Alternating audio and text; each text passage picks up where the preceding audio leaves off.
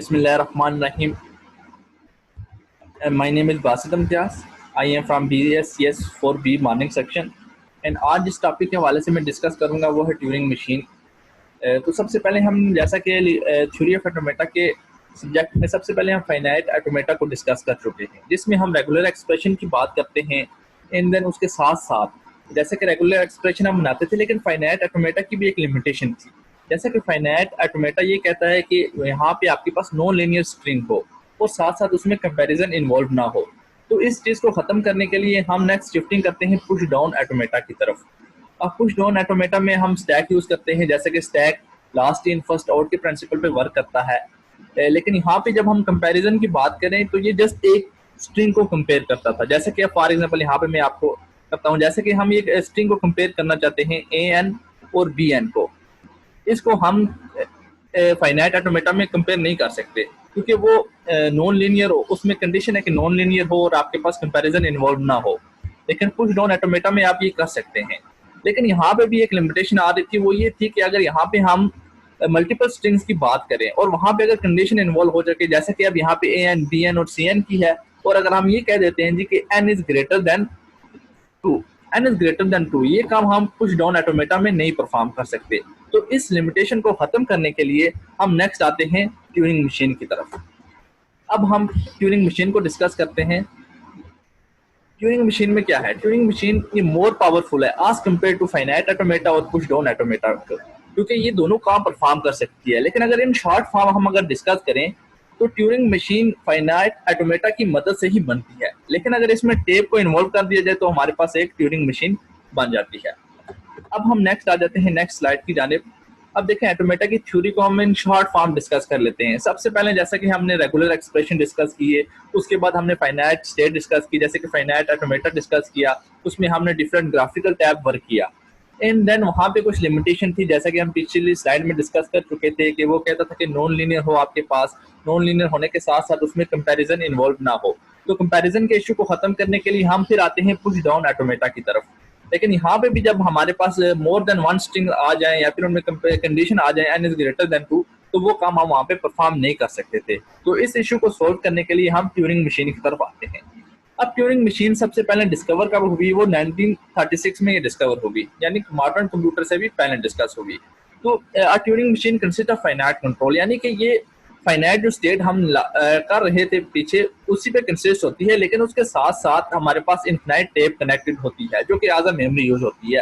अब हम डिस्कस करते हैं हमारे पास टेप क्या होती है। अब देखें टेप जो होती है हमारे पास ट्यूरिंग मशीन में जो टेप होती है वो कंसिस्ट ऑफ सेल्स। अब यही देखें आप नीचे यहाँ पे आप देख सकते हैं, यहाँ पे सेल्स हमारे पास होते हैं, ठीक है।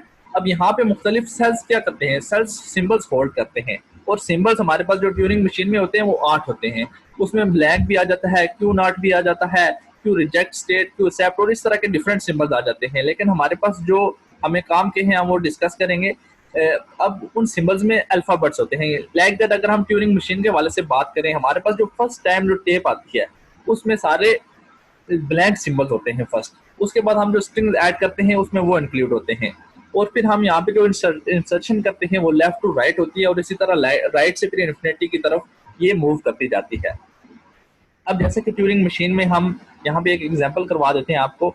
जैसे कि अब देखें यहाँ पे आप देख सकते हैं, यहाँ पे देखें हमने यहाँ पे इसको लोकेशन बताई है Q0 की तरफ जाए और वहां से कौन सा स्ट्रिंग फाइंड करे? A को फाइंड करे। ये देखें यहाँ से Q0 की तरफ से उसने एक स्ट्रिंग फाइंड किया जिसका नाम A है, एंड देन हमने इसको एक ट्रांजिशन फंक्शन दिया है कि Q1 की तरफ जाए एंड देन नेक्स्ट स्ट्रिंग की तरफ जाए, वहां पे A को अपडेट करे। अपडेट करने के बाद नेक्स्ट हमने उसको दिया कि मूव लेफ्ट और राइट। देखिए यहाँ पे हमारे पास दो कंडीशन है, एक लेफ्ट की है और दूसरी राइट की है। तो ट्यूरिंग मशीन में एक ये भी बहुत अच्छा फंक्शन है, ये है कि ट्यूरिंग मशीन में आप लेफ्ट मूव भी कर सकते हैं और राइट मूव भी कर सकते हैं, जबकि पुश डाउन ऑटोमेटा में ये चीज़ नहीं होती। बिल्कुल जैसा कि अगर बीइंग अ CS स्टूडेंट हम डिस्कस करें, जैसे कि डब्ल्यू लिंक लिस्ट थी और सर्कुलर लिंक लिस्ट थी, उसमें हम नोड नेक्स्ट नोड की तरफ भी जा सकते थे, प्रीवियस नोड की तरफ भी जा सकते थे। इस तरह ट्यूरिंग मशीन में आप मल्टीपल जगह मूव कर सकते थे। अब हम नेक्स्ट आते हैं जी, इसको मैं क्लियर कर देता हूँ। इसके बाद हम नेक्स्ट आते हैं ट्यूरिंग मशीन डिटेल्स के हवाले से। ये ट्यूरिंग मशीन इसमें चेंज स्टेट भी होती है, जैसे कि एक्सेप्ट स्टेट, रिजेक्ट स्टेट, और इसके साथ साथ इसमें सिंबल्स होते हैं जो हम पीछे डिस्कस कर चुके होते हैं, क्योंकि ये सेल्स पे कंसिस्ट होती है और उसमें उसको सेल्स में भी डिवाइड किया जाता है। फिर सेल्स में आगे मजीद सिंबल्स आते हैं जो कि ब्लैक सिंबल हो चुका है, इसकी तरह जो आप स्ट्रिंग उसमें ऐड करते हैं वो आ जाते हैं। और उसके साथ इसमें एक टेप हेड होती है जिसकी मदद से आप एक सेल से दूसरे सेल की तरफ मूव भी कर सकते हैं, उसमें डेटा अपडेट भी कर सकते हैं, डेटा ऐड भी कर सकते हैं। और इस तरह इसमें 8 जो हम डिस्कस कर रहे थे, इसमें 8 वो सिंबल होते हैं, जैसे क्यू हो गया, ब्लैंक सिंबल हो गया, ट्रांजिशन सिंबल हो गया, क्यू नॉट हो गया। इसी तरह के जो हमारे पास Q accepting state, Q rejecting state, ये सारी हम इसमें आ जाती हैं। अब हम ट्यूनिंग मशीन के हवाले से एक क्वेश्चन करते हैं, construct tuning machine for all string जो ए से हैं। अब सबसे पहले तो हम इसका रेगुलर एक्सप्रेशन लिखते हैं ए स्टैटिक, जैसा कि हम पहले भी लेक्चर्स में एक चीज़ें हम कर चुके हैं। अब हम इसकी फाइनाइट स्टेट लिखते हैं, जैसा कि हमने पहले भी डिस्कस किया था कि ट्यूरिंग मशीन क्या है। ट्यूरिंग मशीन दो चीज़ों से मिलकर बनती है। एक ये ट्यूरिंग मशीन दो चीज़ों से मिलकर बनती है, यहाँ पे मैं जैसे कि हम पहले भी डिस्कस कर सकते हैं। उसमें क्या आ जाता है, first of all finite automata आ जाता है। अगर फाइनाइट ऑटोमेटा में आप ऐड करें टेप को, जो कि मेमोरी के लिए यूज़ होता है, टेप को अगर आप यूज़ करें फाइनाइट ऑटोमेटा के, तो हम ट्यूरिंग मशीन बना सकते हैं। अब देखें, सबसे पहले हमने फाइनाइट ऑटोमेटा डिस्कस किया, उसका हमने बनाया, स्टार्ट बनाने के बाद हमने उसको एक लूप लगाई। इन द नेक्स्ट इसमें क्या आ जाता है, ये मैं इसको रेज करता हूँ, जैसे कि हमने यहाँ पे अब बनाया टैप। इन द नेक्स्ट हम करते हैं लूप लगाई। अब देखिए यहाँ पे ट्यूरिंग मशीन हम इम्प्लीमेंट करते हैं। हम उसको क्या कहते हैं, ए स्ट्रिंग फाइंड करे, फाइंड करने के बाद उसमें ए को अपडेट करे। अपडेट करने के बाद जैसे कि हम पिछले भी एग्जांपल में कर चुके हैं, वहां भी उसको हमने जो हेड होता है हमारा टेप हेड, उसको हमने डायरेक्शन बतानी है कि उसने कौन सी डायरेक्शन में मूव करना है, राइट जानिब मूव करना है या लेफ्ट जानिब।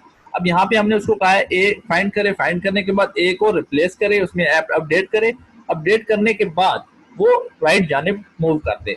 इन द नेक्स्ट देखें, अब देखें यहाँ पे तो इसी तरह वो मूवमेंट करता रहेगा, टेप में वो ए इंसर्ट करता रहेगा। अब यहाँ पे फाइनल स्टेट को वो कैसे डील करेगा, इसमें जब फाइनल स्टेट आ जाएगी तो वहां पे जब ब्लैंक को इम्प्लीमेंट करेगा, यानी जो हमारे पास ये नल सिंबल है, जब ये नल सिंबल वो फाइंड करेगा और वहां पे ये नल सिंबल इंसर्ट करने के बाद यहाँ पे ये स्टेट है वो राइट की जानिब मूव कर देगा। यानी इस तरह ट्यूनिंग मशीन अपना साइकिल कंप्लीट करके स्टॉप कर जाएगी। इन द नेक्स्ट हम एक वेरीफाई करते हैं, जैसे कि हम एक स्ट्रिंग है, ट्रिपल ए का स्ट्रिंग है, हम उसको फाइंड करना चाह रहे हैं। तो सबसे पहले आपने क्या करना है, जो हमारे पास जैसा कि ट्यूनिंग मशीन दो चीज़ों पे मुश्तमिल होती है, एक फाइनाइट ऑटोमेटा पे और दूसरी टेप पे।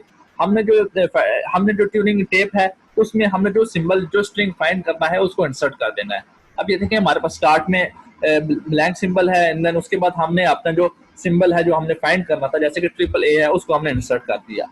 इन द नेक्स्ट हम इसको एक्सिक्यूट करेंगे। जैसे हमने इंस्ट्रक्शन दी है कि ए सिंबल को फाइंड करे, फाइंड करने के बाद उसको अपडेट करे, अपडेट करने के बाद मूव राइट करे। आप देख सकते हैं आप, ये हमारे पास जो इसका जो हेड था वो यहाँ से मूव होके यहाँ से नेक्स्ट हेड की तरफ आ चुका है, यानी राइट मूव हो चुका है। इन द नेक्स्ट इसी तरह ये इंस्ट्रक्शन फिर अगेन एक्सिक्यूट होगी। अगेन एक्सिक्यूट होने के बाद अब देखिए यहाँ पे हमारे पास जो इसका टेप हेड था वो फिर अगेन नेक्स्ट की तरफ मूव कर चुका है, यानी 3 दफा ए इसने फाइंड किया। फाइंड करने के बाद then last state finite automata पे जब भी नल स्टेट आएगी, यानी नल सिंबल जब आएगा, तो वहां पे वो फाइनाइट ऑटोमेटा एक स्टेप राइट करने के बाद वहां पे स्टॉप कर देगा। अब देखिए यहाँ पे हमारे पास इसने जब 3 स्ट्रिंग ए फाइंड किए, फाइंड करने के बाद इसके बाद जब लास्ट स्टेट आ चुकी है, अब ये चूंकि नल स्टेटमेंट है, नल सिंबल है, तो इसका मतलब है कि ये लास्ट स्टेटमेंट है, लास्ट स्टेट है, तो लास्ट स्टेट की मदद से यहाँ पे आके ये एक मूव लेफ्ट कर देगा। तो इस तरह यहाँ पे हम देख सकते हैं, यहाँ पे आने के बाद वो नेक्स्ट एक्सिक्यूशन नहीं करेगा, बल्कि यहीं पे इसको जब ये सिंबल आएगा इसको एक्सिक्यूट करने के बाद एक सिंबल पीछे चला जाएगा और यहाँ पे ये ट्यूनिंग मशीन इस तरह स्टॉप कर सकती है। तो आई होप कि आप ये चीज़ समझ चुके होंगे कि ट्यूनिंग मशीन क्या है, इसकी ज़रूरत कैसे हमें पेश आई, जैसे कि हम